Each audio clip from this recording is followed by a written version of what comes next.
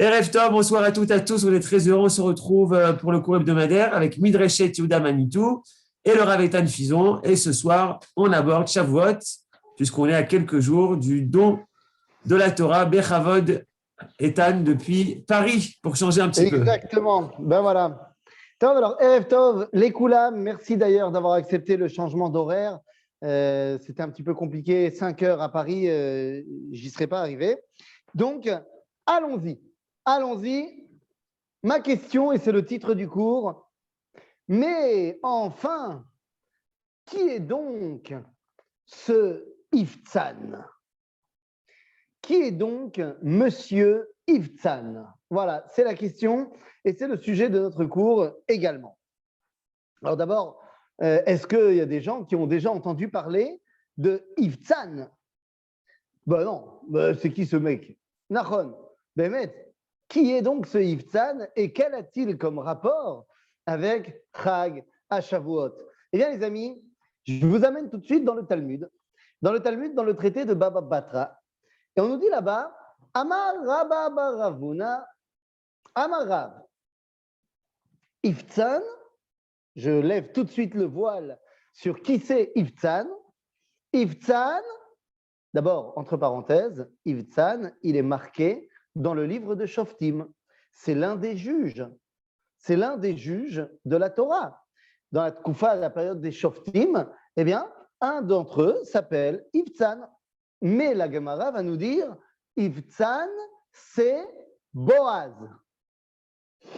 Ah, lui, on le connaît mieux. Boaz, celui qui va épouser Ruth, l'arrière-grand-père du roi David. Iftzan, c'est Boaz. Et la Gemara nous dit, mais qu'est-ce qu'on a à apprendre de lui? Qu'est-ce qu'on apprend sur Iftzan? Eh bien, on nous dit le Talmud, dans le livre de Shoftim, il y a marqué, Vaïlo, à propos de Iftzan, Vaïlo shloshim banim ve shloshim banot. Il avait 30 fils et 30 filles. Et il les a tous mariés. Mais attention, lorsqu'il les a tous mariés, nous dit le Talmud qu'il a fait un mishté dans la famille du Khatan et un mishté dans la famille de la Kala. Donc ça veut dire qu'en tout, Iftzan, il a payé pour 120 festins.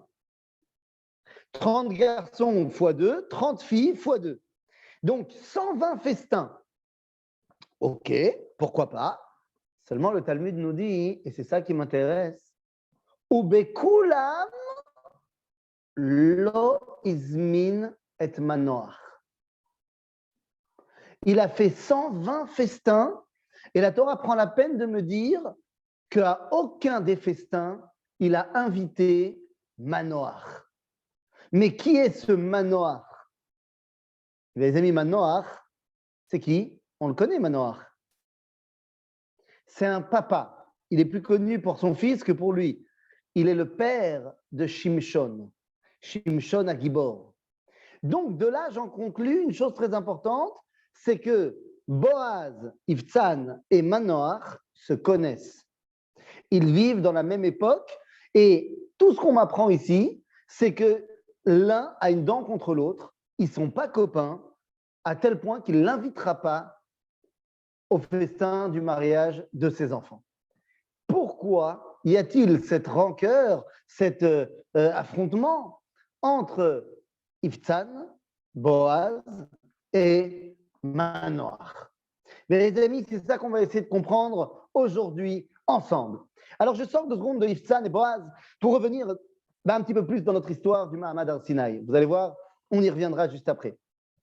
Mahamad Har-Sinaï, c'est Yafé Meod, Kol HaKavod, mais on a un problème quand on parle du Mahamad Har-Sinaï, où ça se passe? Où se passe le Mahamad Har-Sinaï? Vous le savez évidemment, c'est un secret pour personne, ça se passe au mont Sinaï. Mais connaîtriez-vous un autre nom qui est donné à cette montagne? Horeb. À Horeb, ou alors? Eh bien, ou alors Har HaElohim. Le problème, c'est que le verset dans le livre de Bamidbar, au chapitre 10, nous dit Vayisou mehar Hashem derech shloshet yamim ve'aron brit Hashem nosea lifnehem derech shloshet yamim latur lahem menucha. Alors que d'habitude, Har Sinai s'appelle Har Sinai, Har Chorev, Har Elohim. Ici, on va nous dire Vayissou Mehar Hashem, Yudke Vavke. Vous allez me dire, bah, qu'est-ce que ça nous change? C'est pas très grave. Oui, mais quand même. Le Maharsha, un des grands commentateurs, vient nous dire c'est très très bizarre. Parce que le mont Sinaï ne s'appelle pas Har Hashem.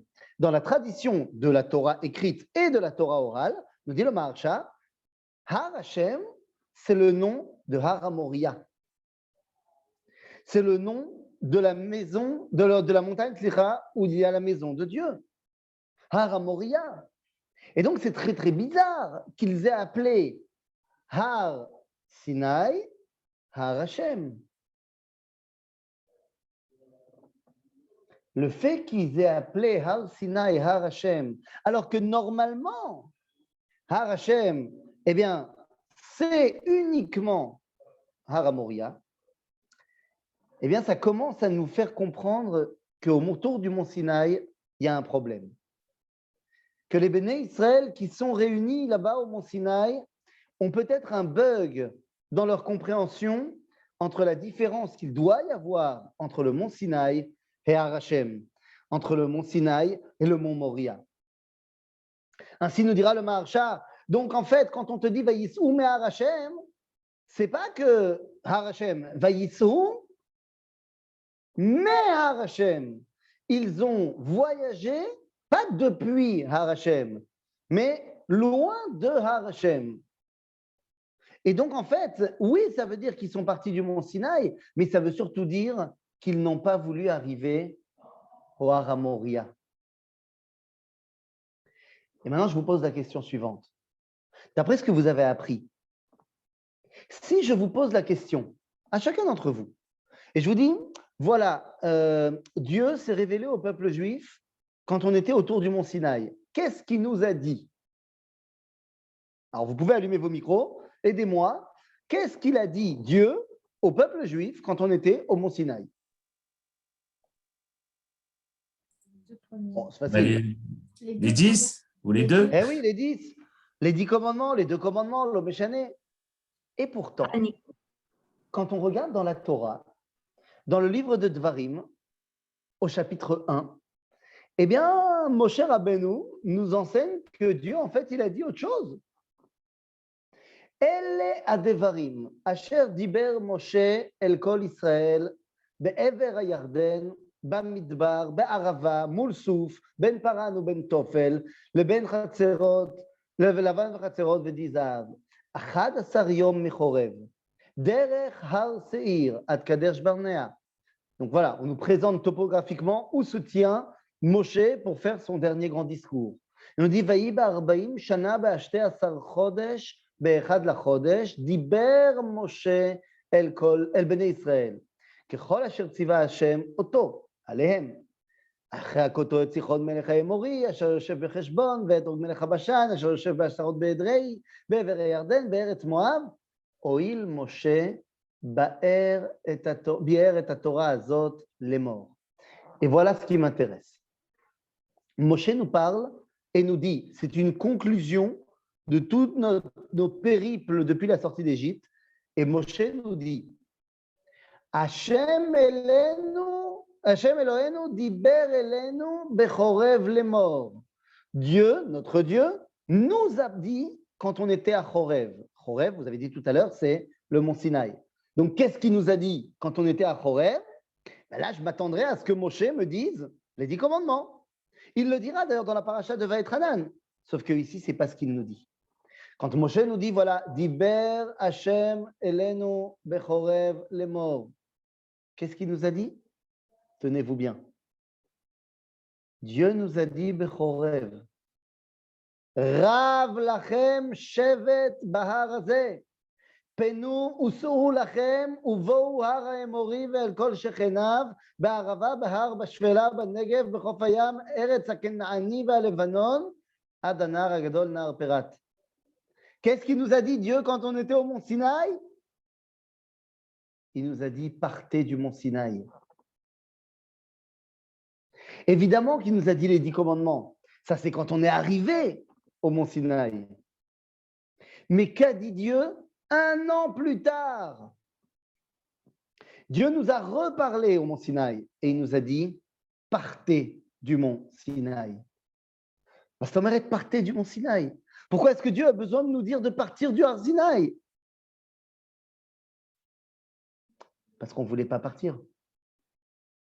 Parce qu'on était tellement bien au Har Sinaï. Vous savez pourquoi on était tellement bien au Har Sinaï? Parce qu'au Har Sinaï, il y a quelqu'un qui a été mis en valeur. Au Har Sinaï, il y a une personne qui a été mise sur un piédestal. Vous savez qui c'est? Eh bien, c'est moi. Et c'est toi aussi. Au Har Sinaï, mon moi, mon Ani a été placé là-haut. Et oui, je vous rappelle le verset dans le livre de Shemot qui nous dit Vechol ha'am roim et hakolot ve'et halapidim ve'et kol hashofar ve'et ha'arashen vayar ha'am vayanu vayamdu merachok. Qu'on a vu les voix.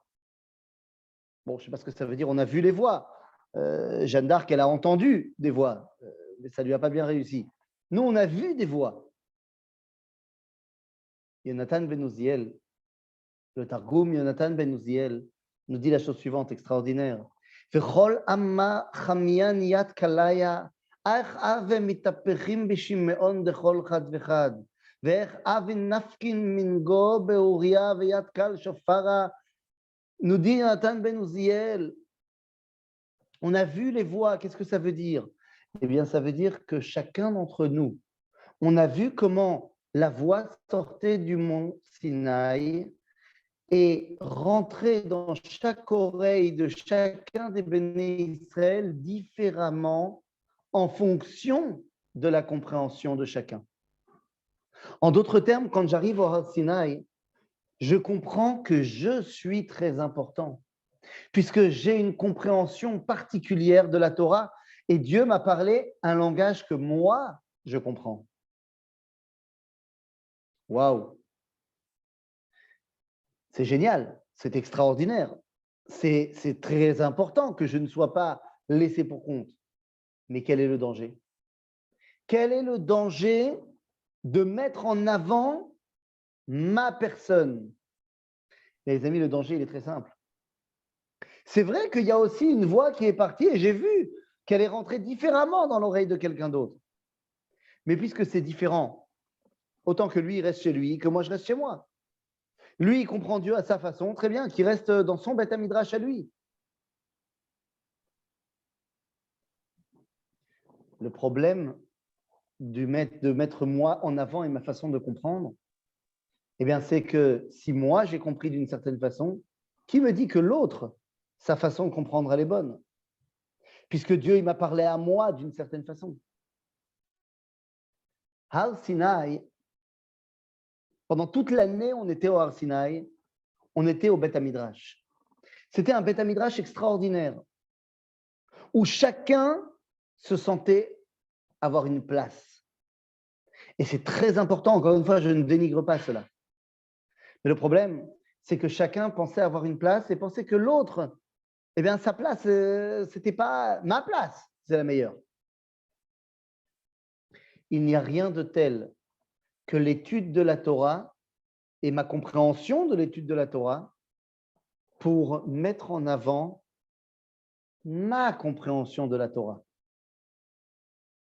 Vous savez, Beth Shammai et Beth Hillel se disputaient. Ils étaient en marloquette tout le temps.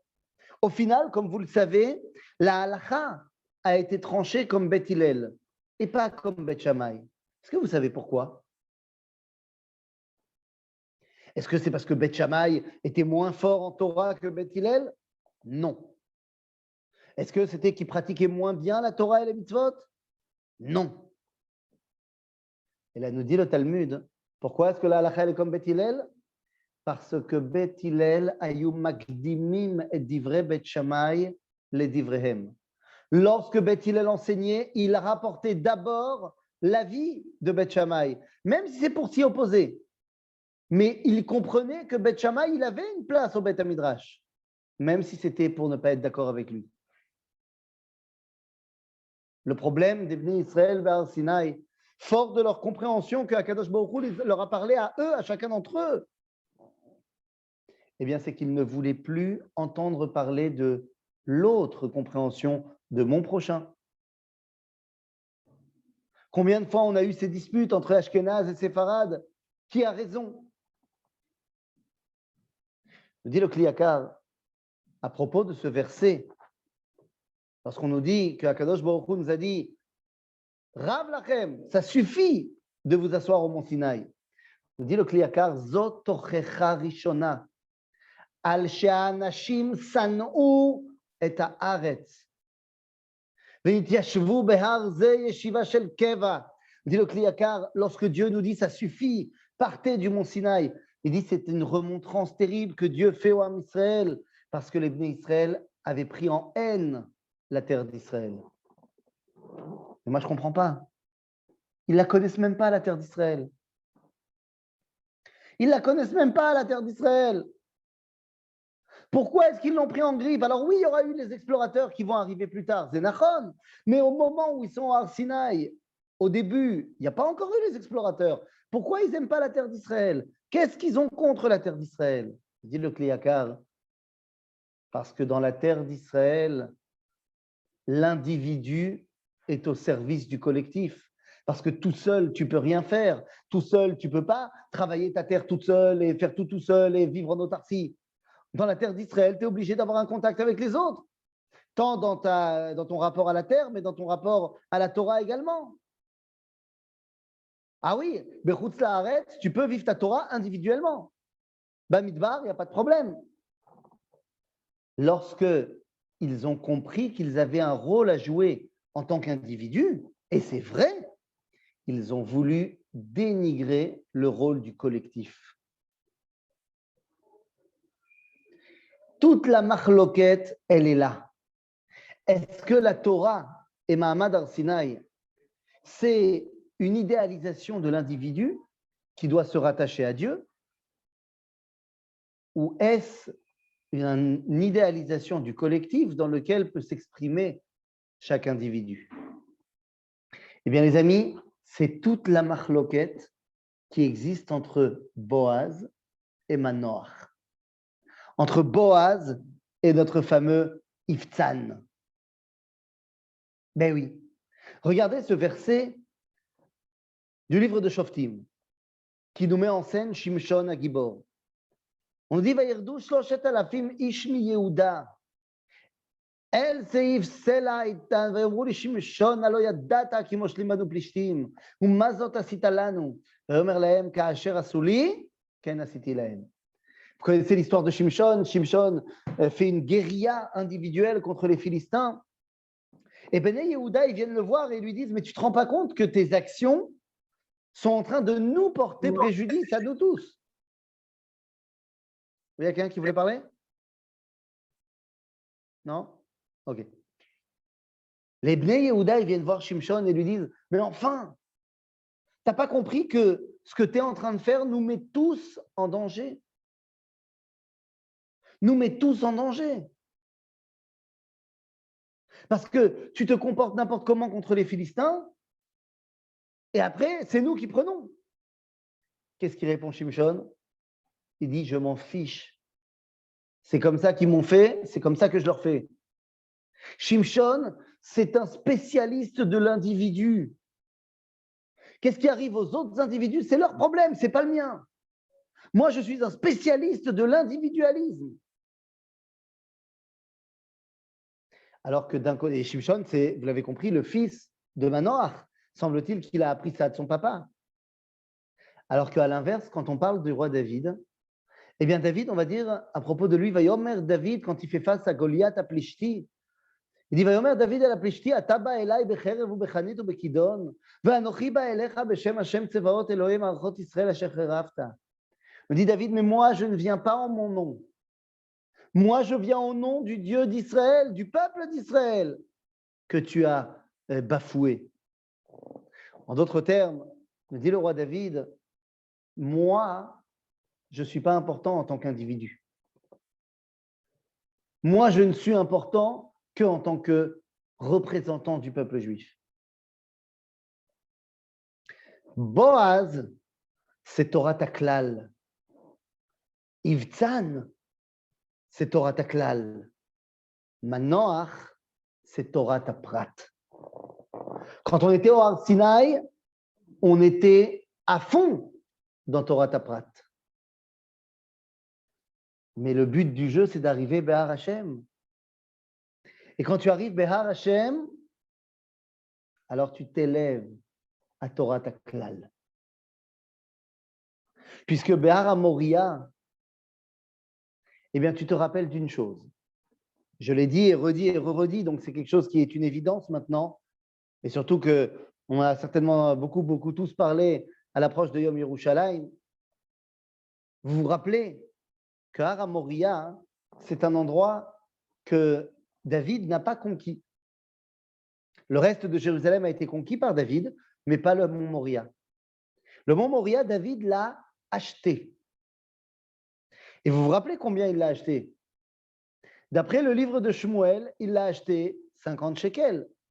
Mais d'après le livre de Divrei Yamim, il l'a acheté 600 shekels.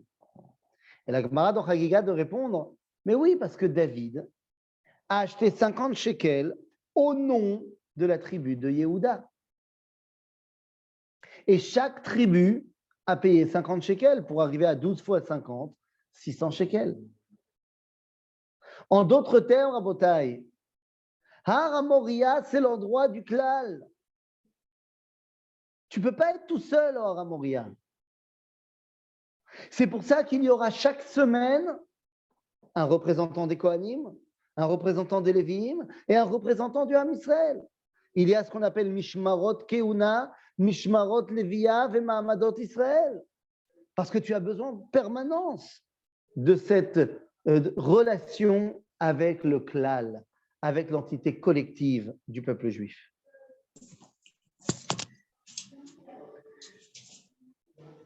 Manoach, c'était la mise en avant de l'identité individuelle. Boaz, c'est le klal. Il y a un grand principe dans les Shlosh Esrei Midot, Shatorah Nidreshet Bahem, les 13 attributs par lesquels on peut comprendre la Torah. Il y en a un qui dit Veklal shehu tzarich lifrat, veprat shehu tzarich liklal. C'est vrai que tu ne peux pas être kol kulo klal et que l'individu soit complètement annulé. Mais tu ne peux pas être un individu qui ne se rattache pas à la collectivité. Alors peut-être c'est la raison pour laquelle, vous savez, demain c'est Rosh Chodesh. Il y a fait mal. Comme demain c'est Rosh Chodesh, eh bien on va faire le Hallel, la moitié, et puis on ne va pas dire Tachanoun. On ne va pas dire Tachanoun. On ne va pas dire Tachanoun. C'est Rosh Chodesh, c'est normal. Vendredi, on ne va pas dire Tachanoun non plus. Pourquoi on ne va pas dire Tachanoun non plus? Parce que vendredi, ça sera le 3 Sivan. Shabbat, on ne dira pas, bon évidemment, mais ce sera aussi le 4 Sivan. Dimanche, on ne dira pas non plus parce que ce sera le 5 Sivan. Or, le 3, le 4 et le 5 Sivan, on ne dira jamais Tachanoun parce que c'est ce qu'on appelle Shloshet Yemei Agbala. Ce sont les trois. Alors, attends, jusqu'au 12, tu vas trop vite, 2 secondes. Il y a ce qu'on appelle les 3 jours de préparation pour recevoir la Torah. Donc, Gimel, Dalet, Hei, Vav, Besivan, on reçoit la Torah. Et ensuite, on ne fera pas Tachanoun jusqu'au 12, le 7, le 8, le 9, le 10, le 11 et le 12. Pourquoi? Eh bien, parce que c'est ce qu'on appelle Yemei Atashlumim, c'est-à-dire les jours où on peut continuer à amener le Korban Chagiga si on n'a pas réussi à l'emmener le jour de Shavuot. Sauf que je ne sais pas si vous avez bien suivi, mais j'ai dit le premier Sivan, tu ne dis pas parce que c'est Rosh Chodesh. Le 3, le 4, le 5, tu ne dis pas parce que c'est les jours de préparation. Le 6, tu ne dis pas, c'est Shavuot. Et le 7, le 8, le 9, le 10, le 11 et le 12, tu ne dis pas parce que c'est les jours où on peut continuer à amener le Korban. Quel jour j'ai sauté? Le 2. Bah ouais. Alors quoi, on dit Tachanoun, le 2 Sivan alors. Donc jeudi, on dira Tachanoun. Bah non. On ne dira pas non plus Tachanoun le 2. Bon, bah pourquoi pas? Alors moi, je suis à Paris. Là maintenant, donc comme je suis à Paris, je peux vous dire, bah, parce qu'on fait le pont. Attends. C'est valable également pour Soukot. Petite seconde. Il y avait une question ici. Alors, attends, voir ce qui se passe. Tac. Il nous dit, est-ce que c'est lié avec Alia la règle? Mais qu'est-ce qui est lié avec Ali Régel? Bah, le fait qu'on ne fasse pas Tachanoun, selon la question d'Alex.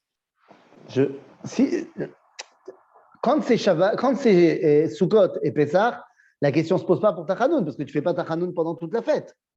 Donc, comme c'est la fête, c'est la fête. Mais là, à Shavuot, la fête, elle dure 15 jours. Donc, ce n'est pas parce que c'est la fête. Il n'y a plus de Aliyah la Régel le 7 Sivan, ou alors le 8 ou le 9 ou le 10.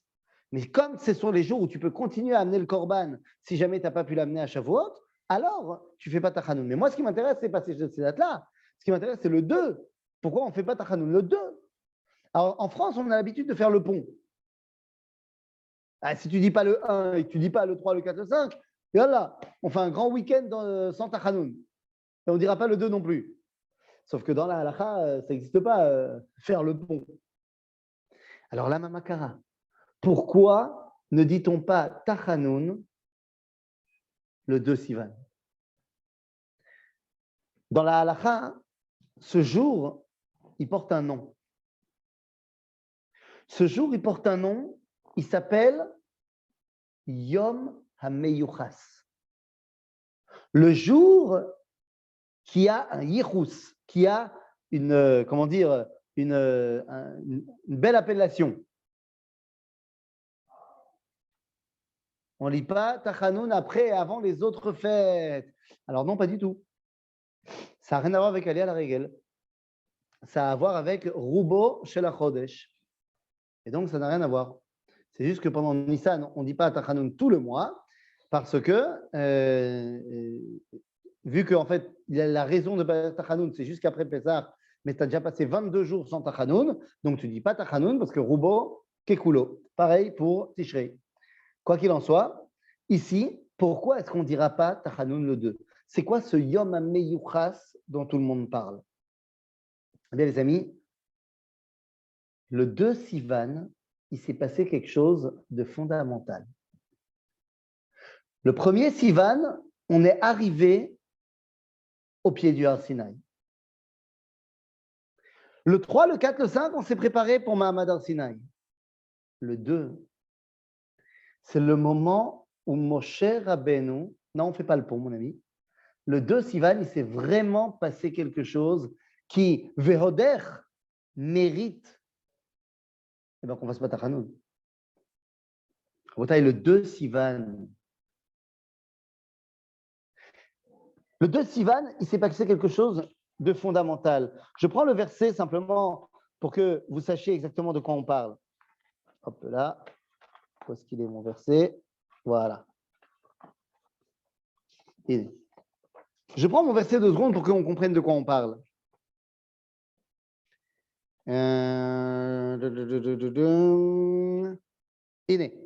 Bachodesh Shelishi, on est dans le livre de Shemot, chapitre Yutet. בחודש השלישי לצאת בני ישראל מארץ מצרים ביום הזה באו מדבר סיני. ויצאו מרפידים ועברו מדבר סיני ויחנו במדבר ויחן שם ישראל נגד ההר. Donc nous arrivons au pied du mont Sinaï, Rosh Chodesh Sivan. ומשה עלה אל האלוהים. ויקרא אליו השם מן ההר לאמור, כה תאמר לבית יעקב ותגד לבני ישראל. Voilà ce qu'il doit nous dire. Mais la question, c'est quand il va nous le dire. Moshe va entendre ce que je vais vous lire maintenant de la bouche d'Akadosh Baruch Hu, entre guillemets, Rosh Chodesh Sivan, au moment où il arrive. Mais il ne nous le dira pas Rosh Chodesh Sivan. Il attendra le lendemain, le Bet Besivan. Nous dit la Gemara, pourquoi est-ce que Moshe Rabbeinu ne veut pas nous le dire directement? Nous dit la Gemara, Biglal Chulsha de Orcha, à cause de la fatigue du voyage. Oh non, on a marché toute la journée, on est crevé. Non, ce n'est pas le moment pour comprendre un truc important que Moshe va nous enseigner. Donc Moshe, il a dit, on va les laisser dormir ce soir, et demain, ils seront bien reposés, et je leur dis ce que Dieu il a dit. Et qu'est-ce que Dieu il a dit? Rabotai, qu'est-ce que Dieu nous a dit à Moshe et que Moshe va nous transmettre? Quand Omar levet Yaakov vetaged livnei Israël. Atem reitem ki min hashama, Ezra, atem reitem asher asiti leMitzrayim, ve'etza etrem al kanfei nesharim, ve'avi etrem elai. Je vous ferai venir sur des ailes d'aigle et venir vers moi. Ve'ata im shamoa tishmeu bekoli. Ushmartem et beriti. Ve'item li segula mikol ha'amim, ki li kol haaretz. ואתם תהיו לי ממלכת כהנים וגוי קדוש. אלה הדברים אשר תדבר אל בני ישראל.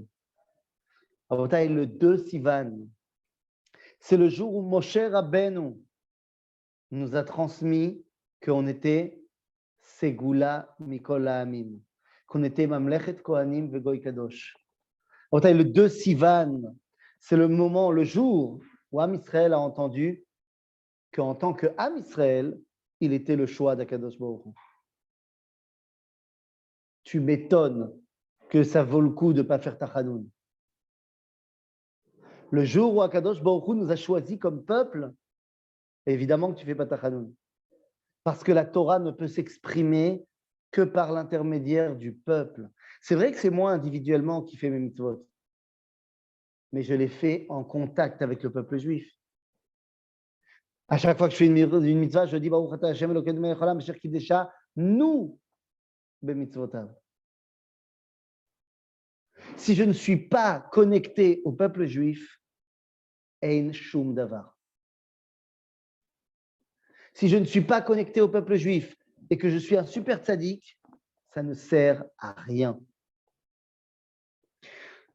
Nous dit le Rambam dans les Ilchot Teshuvah, dans les lois sur la Teshuvah, Aporesh midarchet tzibur, celui qui se détache du klal, afalpi shelo avar averot, bien qu'il n'ait pas transgressé aucune avera. Ela nivdal miadat Israël, il se sépare du peuple juif. Lo nichnas betzaratan velo mitane betanitan, il n'a pas mal au cœur quand le peuple juif a mal au cœur. Il ne se réjouit pas lorsque le peuple juif se réjouit. Imaginez-vous des gens qui, par exemple, ne se sentiraient pas concernés et n'auraient pas mal au cœur le jour de Yom HaShoah ou le jour de Yom HaZikaron. Ou à l'inverse, des gens qui ne se rempliraient pas de joie le jour de Yom HaAtzmaut. Eh bien, si des gens comme ça pouvaient exister, même s'ils étaient très, très, très pratiquants, dit le Rambam, Aporesh midarchet tzibur, en lo chelek leolam haba. Parce qu'à quoi me sert ton Shabbos si tu n'es pas rattaché au klal Israël? À quoi me sert toute ta Torah si elle est restée individuelle? La Torah, c'est klal Israël. Bien sûr, moi, l'individu, je m'exprime dans ce klal. Mais la Torah, c'est d'abord et avant tout klal Israël. Et c'est ça, Rabotai, qui a fait la différence d'abord entre Iftan, Boaz et Manoach. Mais c'est ça qui va nous permettre, au final, eh bien, d'arriver à cette capacité de dévoiler Akadosh Baruch Hu. Car ce n'est que lorsqu'on est tous ensemble qu'on peut arriver à Tariag Mitzvot. Je ne vous apprends rien. Mais pour arriver à 613 mitzvot, tu as besoin de tout le monde. Il y a des mitzvot qui sont faites que par les hommes, d'autres que par les femmes, d'autres que par les Kohanim, les Lévi'im. Donc tu as besoin de tout le monde pour arriver au dévoilement divin. Et c'est de cela qu'on parle. Sharag HaShavuot, c'est d'un côté le jour où on a reçu la Torah, et donc le jour où a été mis en avant ma compréhension à moi de la Torah, mais cette compréhension ne pourra être effective que si je l'intègre dans la dimension collective du peuple juif. Car sinon, ça ne sert à rien. Ça ne sert à rien. Si ma Torah me détache des autres, j'ai rien compris à ma Torah. Comme Chag HaShavuot, c'est donc le choix du peuple juif, eh bien, nous enseigne le rabbi de Lubavitch dans un livre qui s'appelle Sha'ar HaMoadim. Nous dit le rabbi de Lubavitch dans Sha'ar HaMoadim, c'est bizarre quand même, il n'y a pas de mitzvah particulière à Shavuot. Pesach à sa matzah, Rosh Hashanah son shofar, Yom Kippour on ne mange pas, Souka la Soukot, enfin Soukot la Souka, le Lulav, Simchat Torah c'est la Torah. Quelle est la mitzvah particulière de Chag HaShavuot? Il y a un truc spécial qu'on fait à Shavuot? Non. Hein? Si bien que Ilchot Shavuot dans le Shulchan Aruch, c'est tout petit comme ça. Vous allez me dire le gâteau au fromage. Mais le gâteau au fromage, ce n'est pas une mitzvah. C'est au-delà de la mitzvah. Ce n'est pas une mitzvah. Pourquoi il n'y a pas de mitzvot à Shavuot? Étudier, ce n'est pas une mitzvah. Il y a une mitzvah d'étudier tous les jours, pas particulièrement à Shavuot. Rabotai, dit le rabbi de Lubavitch, il n'y a pas de mitzvah particulière à Shavuot parce que Shavuot, c'est l'essence même du choix du peuple juif qui accepte Akadosh Baruch Hu et le choix d'Akadosh Baruch Hu qui prend pour peuple le peuple juif. C'est quelque chose qui est tellement intrinsèque, tellement profond qu'on ne peut pas te donner une mitzvah particulière. Les seules choses donc qu'on fera à Shavuot, c'est les minagim du peuple juif. Certains auront le gâteau au fromage, certains auront d'étudier, certains auront. Ça ne peut pas être une mitzvah qui vient d'en haut, puisque c'est le choix même du peuple juif. Ça sera donc un minag qui vient d'en bas, qui vient du clan d'Israël. Alors, Mazeh Chag HaShavuot, Rabotai. Mazeh Chag HaShavuot. Eh bien, Chag HaShavuot, c'est le moment où mon identité personnelle et individuelle me fait prendre conscience, Rabotai, me fait prendre conscience que oui, je suis important, mais mon importance ne peut s'exprimer véritablement que lorsqu'elle est attachée au peuple juif. Zekol Torah al regel echad. Je terminerai en nous disant ce que nous dit le natif de Vologine, Rabbi Naftali Tzvi Yehuda Berlin, à propos du verset qui nous dit Rak ishamer lecha ushmor nafshecha meod pen tishkach et hadevarim asher ra'u einecha.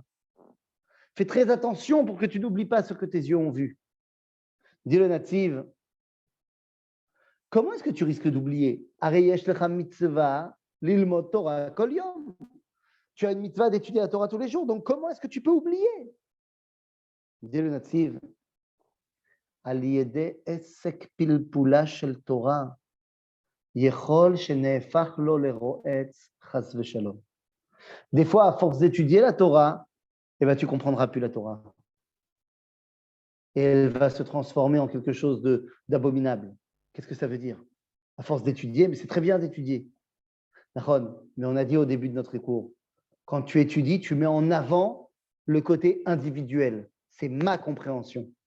Et si le fait d'étudier te fait arriver à prendre conscience que sa compréhension n'est pas bonne, et donc tu dois te détacher de lui, alors tu n'as rien compris à la Torah.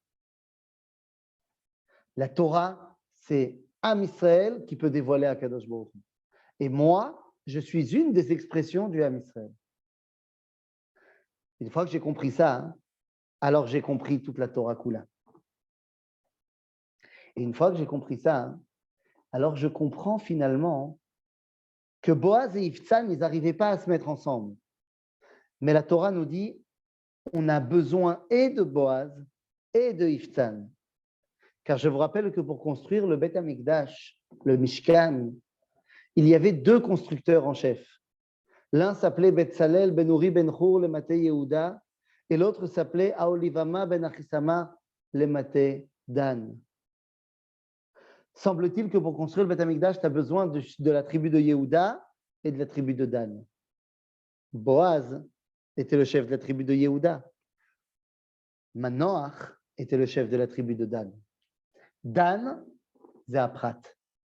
Yehuda, c'est Aklal. Si on veut arriver au dévoilement de Dieu, Behar Hashem, On a besoin, comme on dit tous les matins, de prat chez Utsarich le klal, ve klal chez Utsarich le prat. On a besoin de cette double dimension Bechag HaShavuot. On se présente tel des individus et on se rattache au klal Israël. Et ainsi, on peut réussir à dévoiler la volonté d'Akadosh Baruch Hu Baolam Azeh. Chazak ou Baruch. Et je dois me dépêcher d'aller faire une bdika de Corona avant que ça ferme. Toda Rabba, merci beaucoup, Ethan. Même à Paris, tu as été là pour nous. T'as vu? Est-ce qu'il y a des questions? Oui, merci.